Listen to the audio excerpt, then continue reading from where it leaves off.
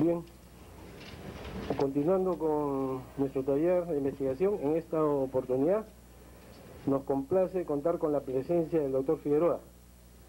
Doctor Figueroa, profesor de la Universidad Católica, consultor internacional, tiene una amplia experiencia sobre la temática de teoría económica e investigación. Sin lugar a dudas, para el que habla, el profesor Figueroa es creo que el único economista que hace teoría económica. Para nosotros lo hemos buscado y queremos agradecerle al profesor Adolfo, que dicho sea de paso, el profesor Adolfo Figueroa es egresado de estas aulas sanmarquinas, haber venido y haber en esta oportunidad disertar sobre las nuevas tendencias en investigación en economía. Sin más preámbulo, dejo la palabra al doctor Figueroa.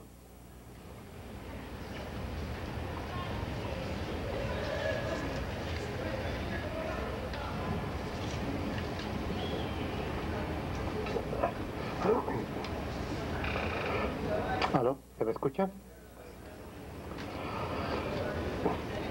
Muy buenas tardes.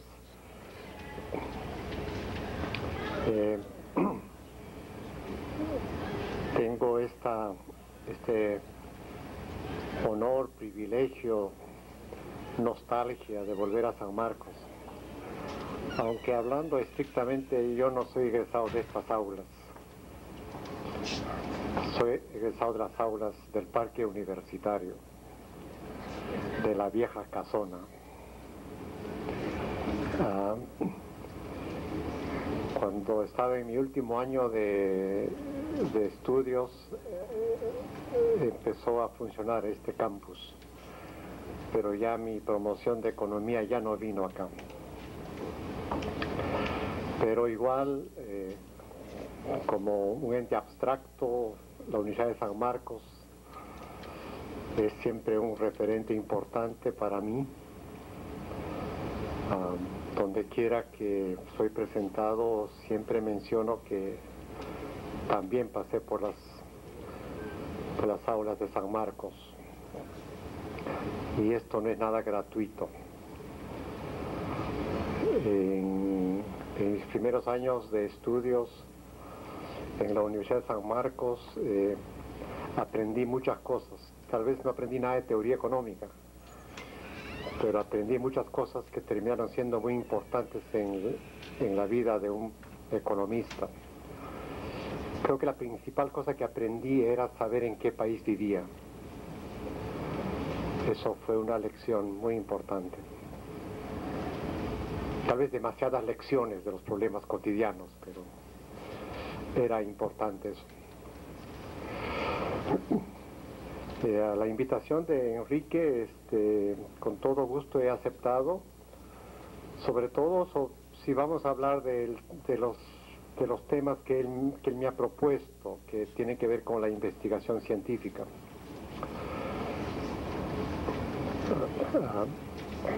Yo he dedicado mi vida a hacer economía, pero a hacer economía desde el punto de vista de la ciencia. Y en ese sentido, pues Enrique tiene razón, esa no es la forma dominante de hacer economía en el Perú. Tampoco lo es de una manera dominante en América Latina, tampoco lo es en el tercer mundo, tampoco lo es en el primer mundo. Los cursos que he dado siendo profesor visitante en los Estados Unidos y en Europa han sido cursos con 5 o 6 alumnos, porque de los temas que íbamos a tratar no era, primero por los requisitos y segundo porque no había el interés de entrar a esos temas. El doble o el triple de estudiantes como oyentes, pero no querían tomar el curso para obtener notas porque pensaban que les podía ir mal. Es curioso, ¿no? Porque se supone que la economía es una ciencia. aquí en la puerta de la facultad dice Facultad de Ciencias Económicas. Ahora, no sé por qué dice Ciencias Económicas en plural. No conozco que tengamos varias ciencias económicas, pero la idea es que esta tarde hablemos de la economía como ciencia. Si habiendo dicho esto, algunos de ustedes cree que no es a esto lo que ha venido, se puede retirar del salón y no me voy a molestar. Si nos quedamos 4 y 5, estoy acostumbrado a eso. No soy de las personas que hablan para multitudes. Desafortunadamente, no porque me disguste, adoro las multitudes, pero las multitudes no están para la ciencia. Parece que en la demanda por conocimientos la ciencia es un bien de lujo, ¿no? Todos quieren el conocimiento sencillito, simple. Pero cuando hay que entrar a la parte dura, difícil, no. Entonces, tal vez el ingreso real no es muy alto como para consumir ese tipo de bien. Es un tema complicado. Pero si algo les puedo enseñar yo es eso, entonces también tengo que ser honesto conmigo mismo. Así que voy a hablar de eso y a Enrique le advertí de lo que iba a hablar, así que si él insistió en la invitación, ventanilla de quejas acá.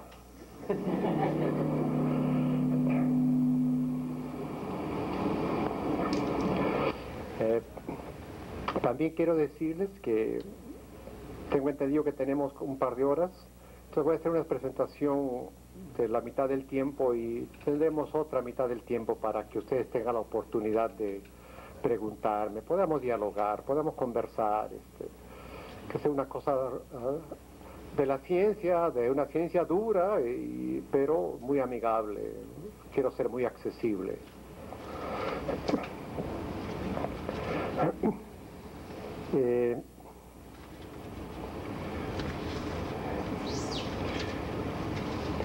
Lo que quiero decirles está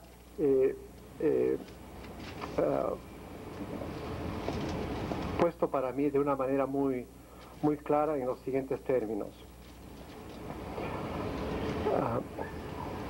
Necesitamos hacernos las preguntas básicas. ¿Por qué y para qué se necesita hacer investigación?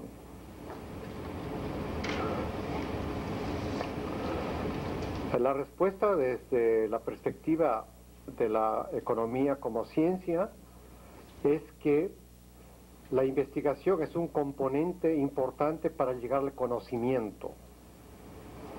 ¿A qué conocimiento? Al conocimiento científico. ¿Conocimiento científico sobre qué?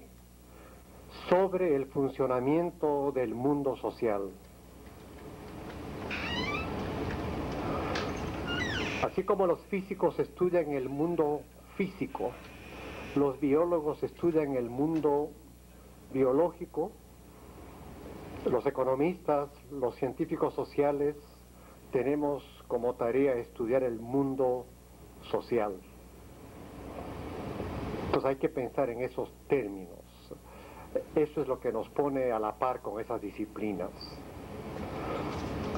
Como ustedes saben, en la distinción que se da anualmente sobre el premio Nobel, se da a lo que son ciencias solamente a 3 disciplinas: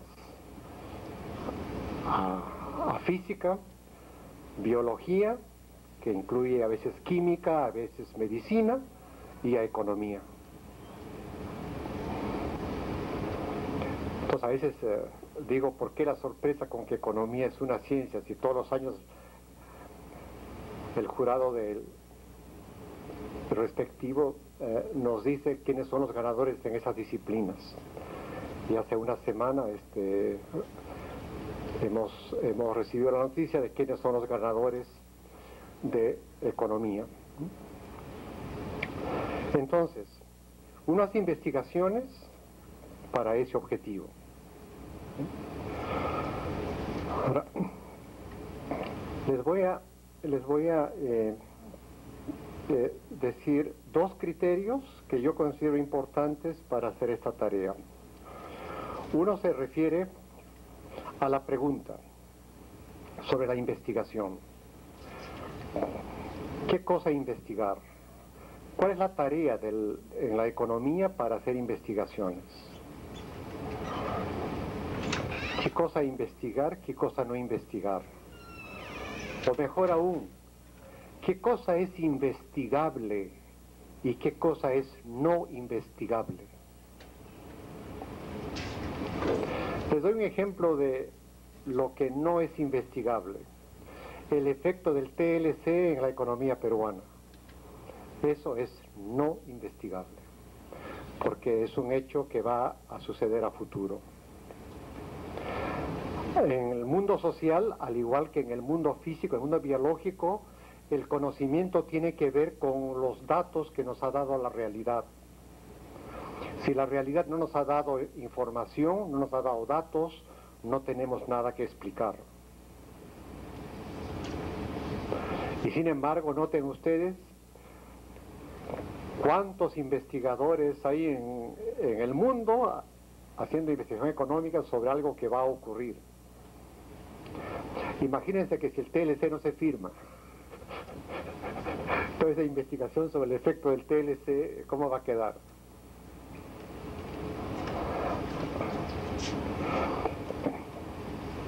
Entonces, lo que es investigable son los datos, la historia que nos da la realidad.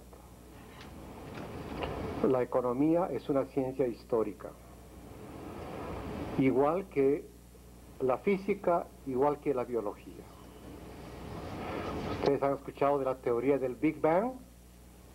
Bueno, esa es física hoy día. ¿Cuál es el título del libro más leído en física? No sé cómo estará en castellano, pero en inglés se llama The Brief History of Time. The Brief History. Eso. Un teórico de la física escribiendo sobre la historia del tiempo. No hay manera de hacer ciencia sobre la realidad que no existe, que no se ha producido. Lo que no quiere decir que esa realidad no importe, no, importará.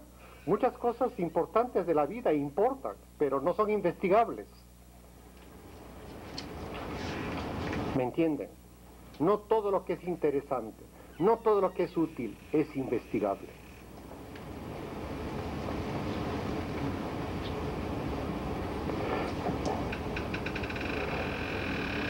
Entonces, para investigar las cosas que han ocurrido, entonces para entender la realidad, para entender la realidad en términos históricos, entonces, ¿qué cosa necesitamos? Necesitamos dos cosas. Necesitamos una teoría y necesitamos una base de datos. ¿Por qué necesitamos una teoría? Porque sin teoría no puede haber explicación de los hechos. No hay manera, no hay forma de explicar los hechos sin teoría. No hagan más esfuerzos, no intenten, no apuesten. Pero es así de lapidaria la epistemología. Ahora, si no quieres explicar los hechos, no uses teoría y vive feliz. Pero no quieras explicar la realidad y rechazar la teoría. Entonces se necesita teoría. Ahora, se necesita de otro lado la base de datos. ¿Por qué la base de datos? Porque se necesita poner a la teoría en cuestión. Se necesita desafiar a la teoría. Se necesita buscar de refutar a la teoría. Y para eso se necesita base de datos.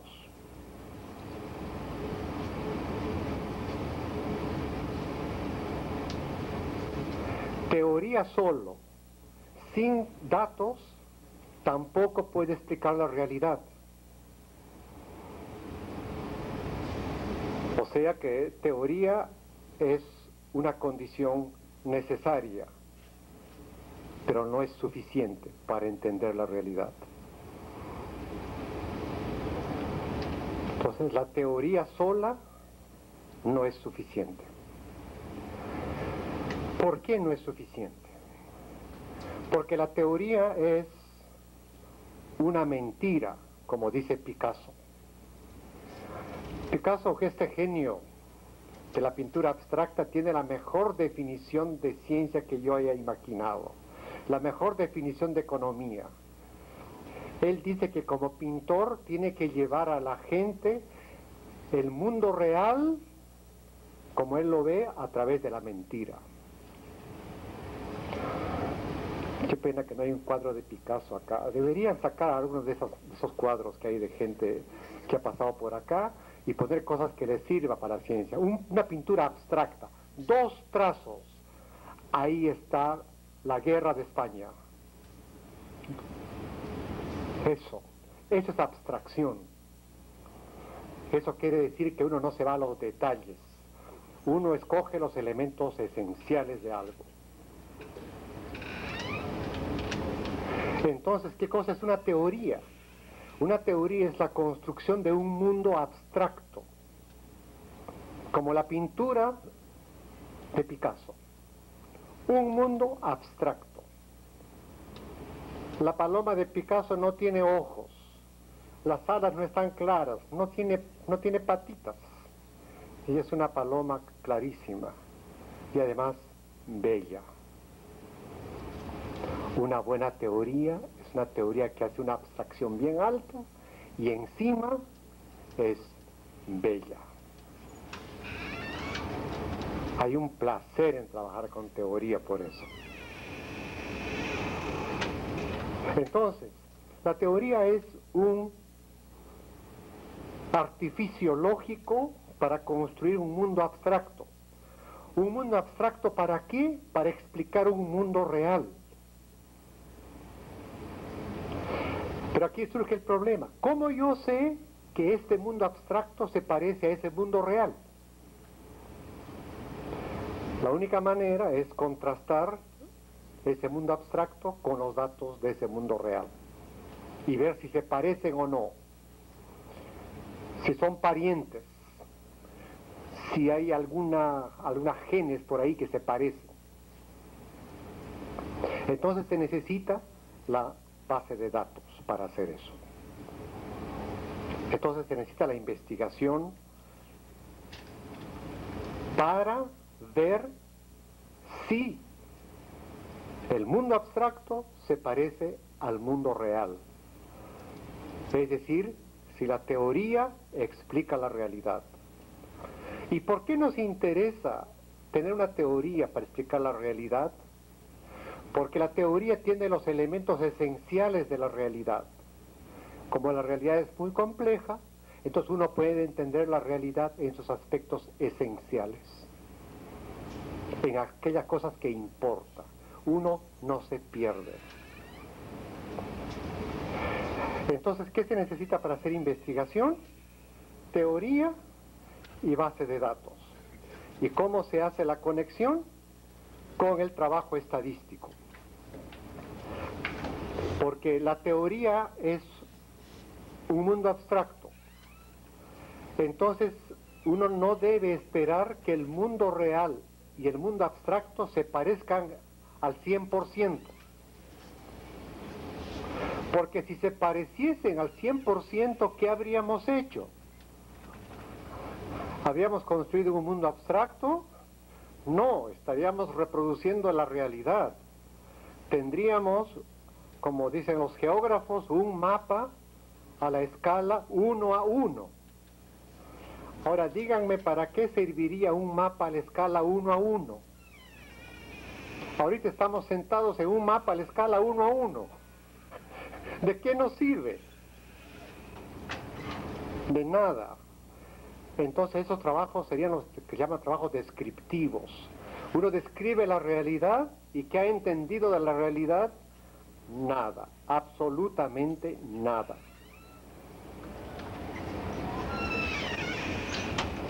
Entonces, la consistencia del mundo abstracto con el mundo real no puede ser una consistencia total, sino debe ser una aproximación. ¿Cómo evaluamos la aproximación? Con los métodos estadísticos. Tiene que estar en los promedios, las equivalencias. Tiene que haber partes de la realidad que no se parecen al mundo abstracto, pero eso no lo invalida. Es en general que es cierto la aproximación. Digamos, una teoría que dice que el humo causa cáncer, el humo del tabaco. Y uno encuentra gente que fuma y muere de cáncer. Pero también uno encuentra gente que fuma y no muere de cáncer. ¿Ese hecho observado invalida la teoría? Es como un partido de fútbol que, bueno, es 3-2, 4-5, empate. Sí, se tiene que hacer ese tipo de evaluación. La generalidad debe ser que la gente muere cuando fuma. Y la excepción, que la gente fuma y no muere. La excepción. ¿Por qué? Porque la teoría biológica es también una abstracción. Es un mundo abstracto que quiere explicar un mundo real y por eso tiene elementos que fallan. Pero en el conjunto es cierto. Entonces se necesitan las dos cosas, ¿ya? Teoría, base de datos, y lo que lo conecta es el análisis estadístico o el análisis econométrico. ¿Sí? ¿Vamos bien hasta acá?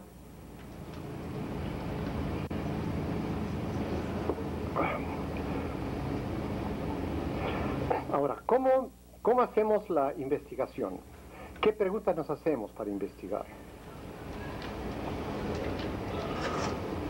Por ejemplo, ¿qué preguntas tienen los libros de texto que a uno lo llevarían a investigar?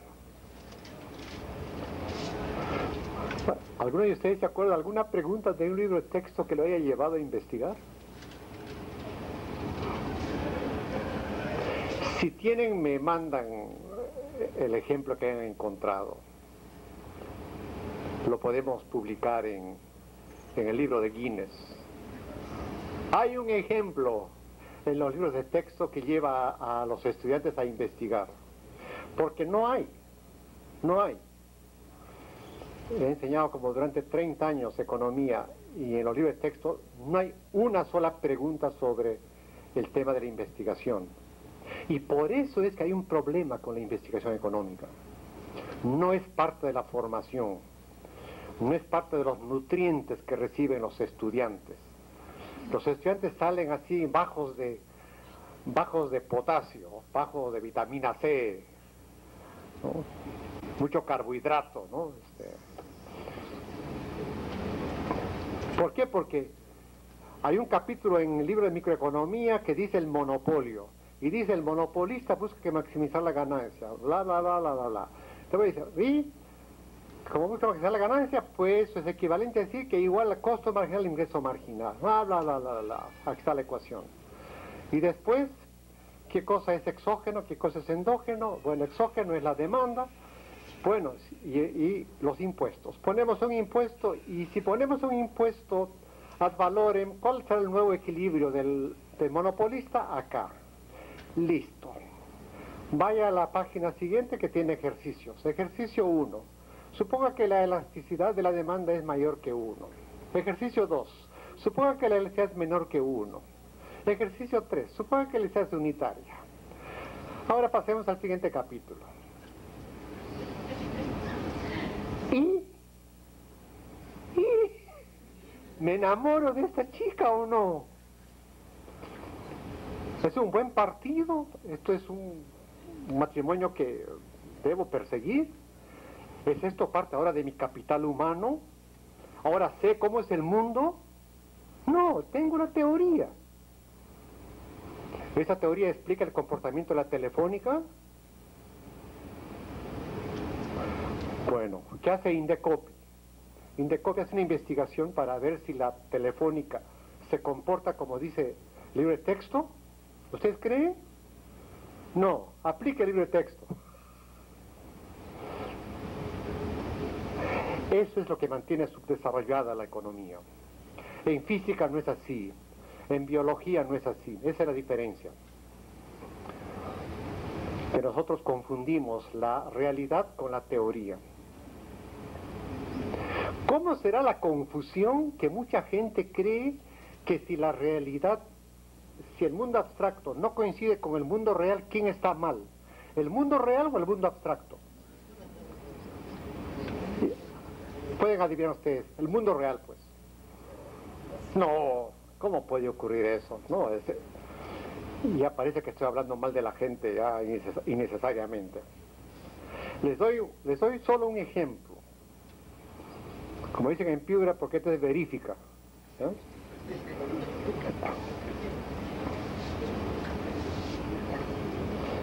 En la época de Fujimori, cuando salió elegido presidente, había que hacer una política antiinflacionaria para parar la hiperinflación.